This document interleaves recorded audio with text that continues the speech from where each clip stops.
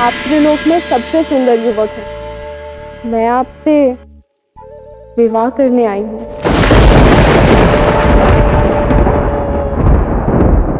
मुझे क्षमा करना देवी, मैं विवाहित हूँ। मेरे चित्त में किसी अन्य स्त्री के प्रति कोई भी विचार आना असंभव है।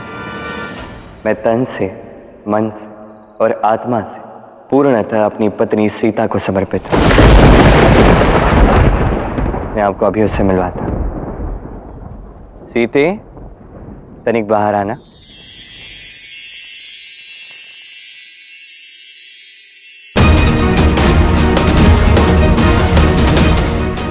सीते, ये हमारी अतिथि। प्रणाम देवी।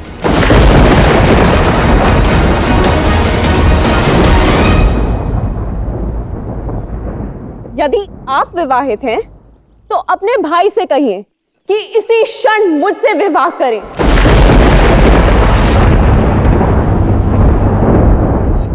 यह संभव नहीं है। आप इसी क्षण यहां से लौट जाइए। मैं यहां सेवक बनकर आया हूं अपने भैया का। जो मुझे चाहिए उसे मैं प्राप्त करके रहती हूं। मैं शूर्पणखा हूं, महाशक्तिशाली असुर राज रावण की बहन।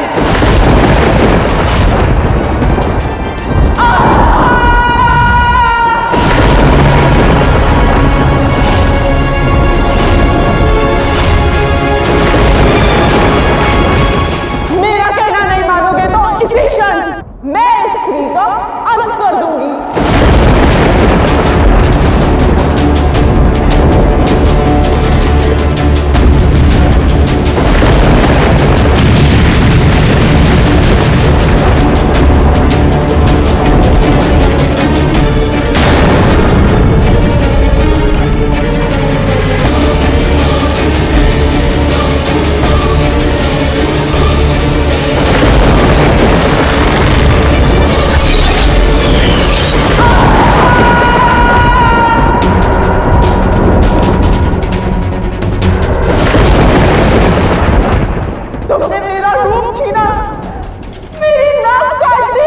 हर उस रूपवान और घमंडी स्त्री को यह समझना होगा कि अपने रूप का उपयोग करके वो जो चाहे वो प्राप्त नहीं कर सकती, अन्यथा नाक कट सकती है।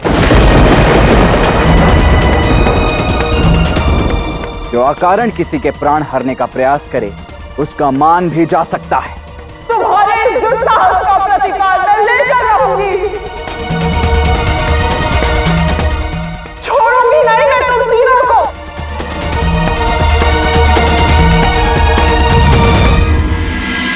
तो इस प्रकार होती है अच्छाई की बुराई पर जीत।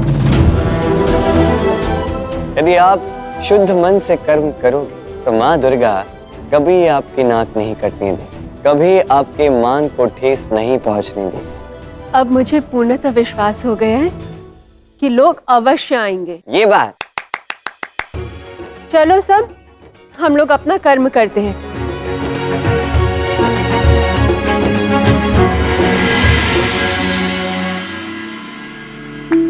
कृष्ण, इतना तो मैं जान गई हूँ कि राम सीता की ये कहानी संपन्न तो नहीं हुई है, किंतु मुझे इस कहानी में एक संकट के आगमन का अंदेशा हो रहा है। शूर्पणखा ने उनसे अपना प्रतिकार कैसे लिया होगा? प्रतिकार उसने नहीं लिया, प्रतिकार लिया उसके भाई रावण। किंतु कैसे? सीता हरण करके। सीता हरण? बताऊंगा, सब बताऊंगा।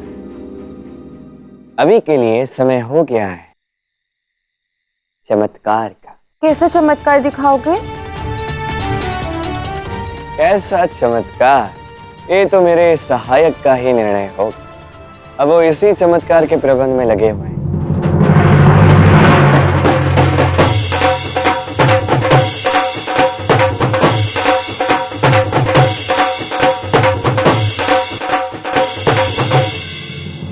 आइए आइए, आप सभी का स्वागत है इस हाट में।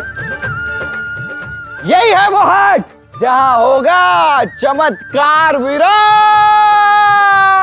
ऐसा चमत्कार जो आज से पूर्व कभी किसी ने कहीं नहीं देखा होगा।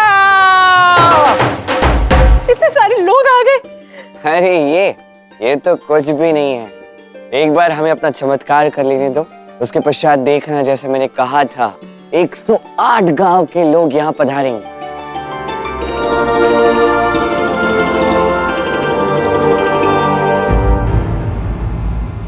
कैसे आए हैं ये लोग? क्या इन्हें अपने प्राणों का मोह नहीं है?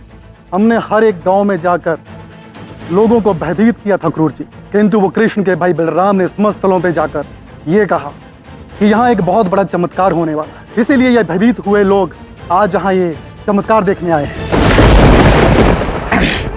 कान्हा, इन सभी लोगों को यहाँ मैं कैसे लेकर आया हूँ ये केवल मुझे ही ज्ञात है। अब तुम मेरे इतने अधिक परिश्रम की बस लाज रख लेना। इन सबको कोई ऐसा चमत्कार दिखा दो जिससे ये सभी आश्चर्यचकित हो जाएं और हमारे हार्ट को सफल बनाने में हमारी सहायता करें। कृष्ण, किंतु तुम करोगे क्या? सबको दिन में तारे दिखाने वाले हो क्या? अरे कहाँ है चमत्कार कि हमें मूर्ख बनाए जा रहे हो? चमत्कार दिखाओ, नहीं तो हम चले यहाँ से। चमत्कार दिखाओ, समय व्यर्थ मत करो, हम अपनी जान दांव पर लगा कर आए हैं। कान्हा, कुछ करो, अन्यथा ये सभी निराश होकर यहाँ से चले जाएंगे।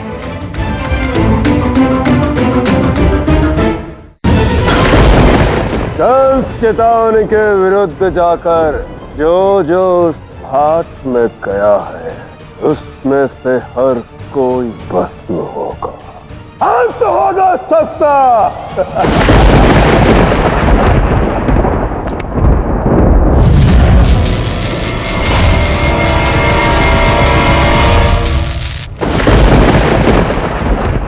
अरे बरसाने वालों ने हमें मूर्ख बनाया है, यहाँ कोई चमत्कार नहीं है। चलो वापस चलो।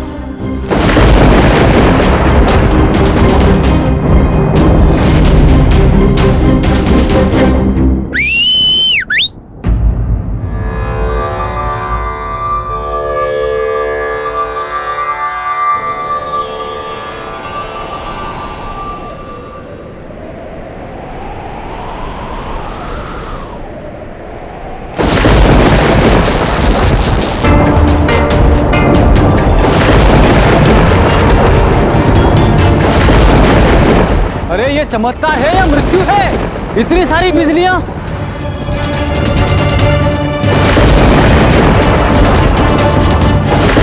सारी की सारी बिजलियां हमारी ओर ही आ रही है।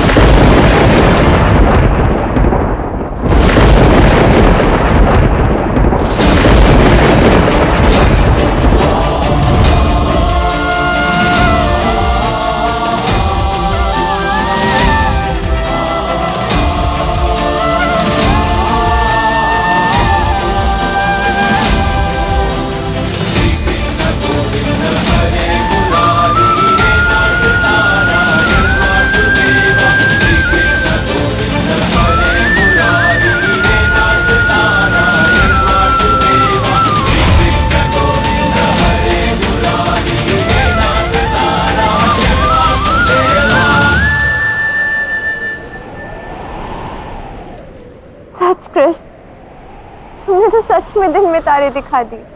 अब तुम्हारे कथन को मैं कैसे टाल सकता हूँ राधे?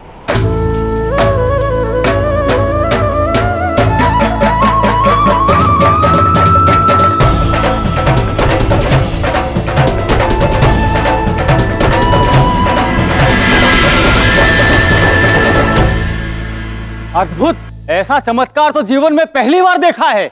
सच, ये बालक तो दिव्य है। नहीं नहीं, कदाचित कोई माया भी है ये बालक। असाधारण है ये कृष्ण, कोई साधारण मनुष्य नहीं हो सकता।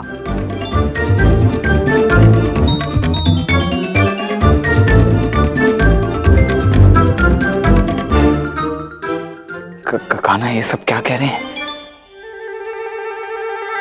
अब इन सब का क्या उत्तर दोगे तुम? कैसे छुपाओगे इस बात को? कुछ कहो।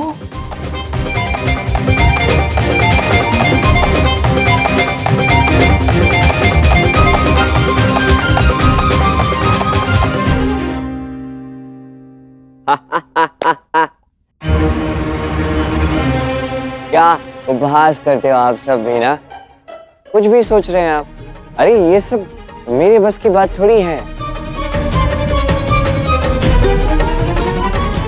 ये सब किसने किया है आपको ज्ञात भी है? ये किया है स्वयं महाराज कंस ने।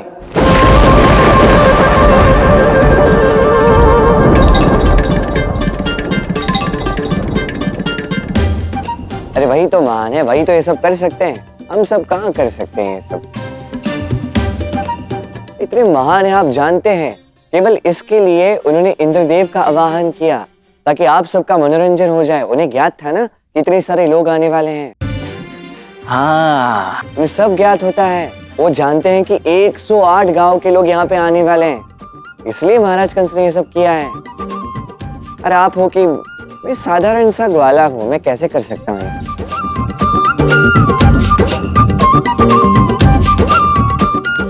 अच्छा,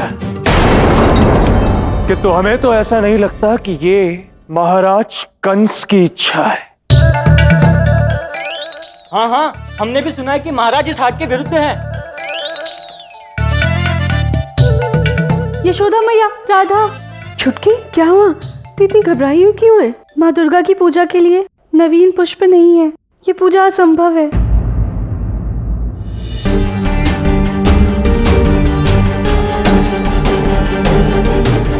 ये चमत्कार महाराज कंस का नहीं, ये कृष्ण का किया हुआ अपशकुन है। देखिए, इसलिए गांव से पुष्प लुप्त हो गए और मां दुर्गा की पूजा में विघ्न आया। बोलो कृष्ण, इसका क्या उत्तर है तुम्हारे पास? अरे ऐसा नहीं कि बरसाना में पुष्पों की कमी है। महाराज कंस ने बरसाना वासियों के लिए एक विशेष उपहार भेजा है। क्या व्यर्थ बातें कर रहे हो? अब मैं और बातें करूंगा तो कहोगे व्यर्थ की बातें कर रहा हूँ। तो चलो आप सबको दिखाई देता हूँ। अरे बड़े भैया चलो।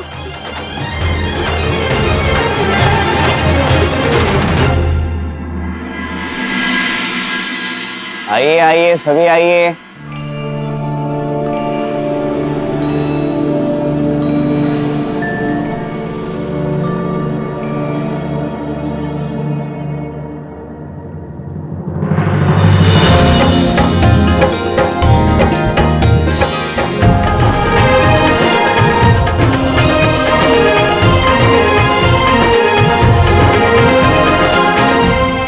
ये सरोवर जिसे संसार कुसुम सरोवर के नाम से जानेगा,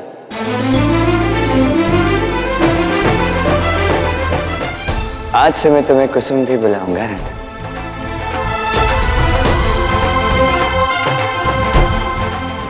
अब मैं समझी कि कल तुम मुझे कुसुम कुसुम कहकर क्यों पुकार रहे थे। अद्भुत, यह तो अत्यंत सुंदर सरोवर है। हाँ, इससे अधिक सुंदर तो कुछ है ही नहीं। सत्य वचन। हाँ हाँ देखो सब, महाराज कंस ने विश्वकर्मा को बुलाकर रातों रात ये कुसुम सरोवर बनवाया है।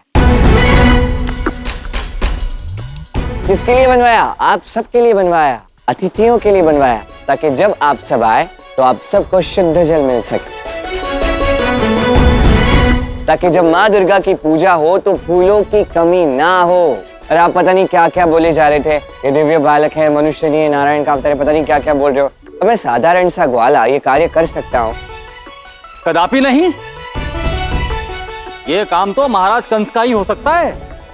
तो और यदि महाराज कंस चाहते हैं कि हम यहाँ आए, तो हम क्या सारे 108 गांव के लोग यहाँ आएंगे और हम सब मिलकर इस हाट को अधिक से अधिक सफल बनाएंगे। ये बात तो बोलो महाराज कंस की जय।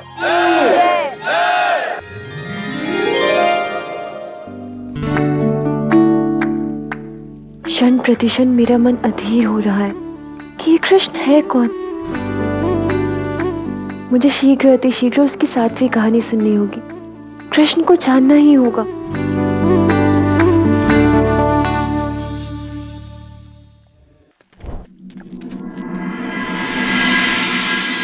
ये सरोवर स्वयं महाराज कंस ने बनवाया है? यदि ऐसा है तो सभी स्त्रियों के साथ मिलकर हमें काम करना चाहिए। हाँ। ये आप क्या कह रहे हैं वृषभान काका? मैं तो कहता हूं कि हमें अभी इसी क्षण इस कृष्ण को कंस के पास भेज देना चाहिए। अयन, ये तुम क्या बोल रहे हो? क्षमा करें, किंतु मुझे भी इस कृष्ण की बात पर विश्वास नहीं, इसलिए मैं स्वयं महाराज कंस से सुनिश्चित करके आता हूं कि क्या वास्तव में उन्होंने ये कार्य किया है। आप सभी ध्यान से सुन लीजिए, मेरे लौटने तक कोई भी इस कृष्ण की बात में मत आना। सभी यथा स्थिति में रहेंगे, अन्यथा महाराज कंस का कोप आठों दिशाओं से बरसेगा और तुम अपना जीवन बचाने के लिए कहीं भी नहीं जा पाओगे। चलो सैनिकों।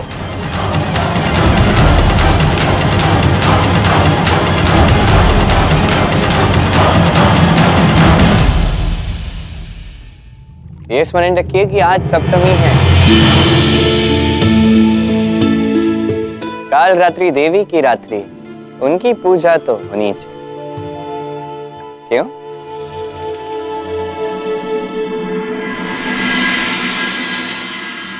अयन, तुम्हें मेरी अनुपस्थिति में यह सुनिश्चित करना है कि ये स्त्री और पुरुष इसी प्रकार एक दूसरे के विरुद्ध रहें। आप चिंता मत कीजिए, मैं यहां सब कुछ संभाल लूंगा। आशा है कि पुरुष स्त्रियों की भांति मूर्खता ना करें, अन्यथा महाराज कंस व्यर्थी बरसाना वासियों का भी अंत कर देंगे। तुम्हारा मन शुद्ध है, किंतु मार्ग अनुचित है अक्रूर।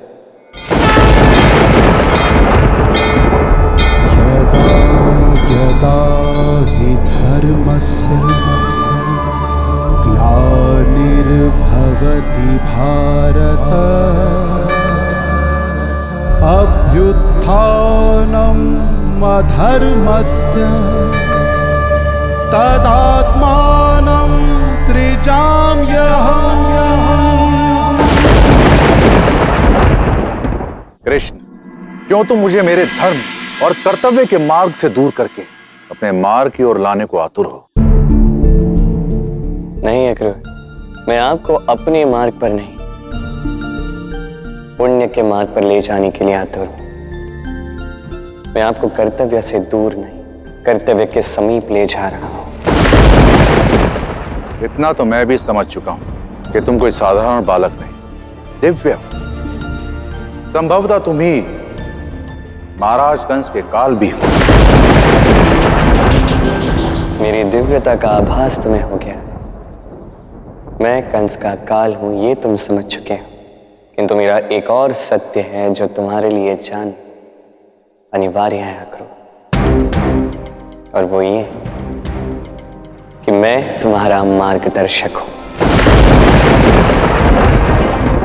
मेरा मार्ग मथुरा की ओर है, तुम्हारी दिशा के विपरीत, जहां मैं इस समय जा रहा हूं। महाराज कंस की सेवा का वचन मैं कदापि नहीं तोड़ूंगा। यही मेरा धर्म है और यही मेरा कर्तव्य भी।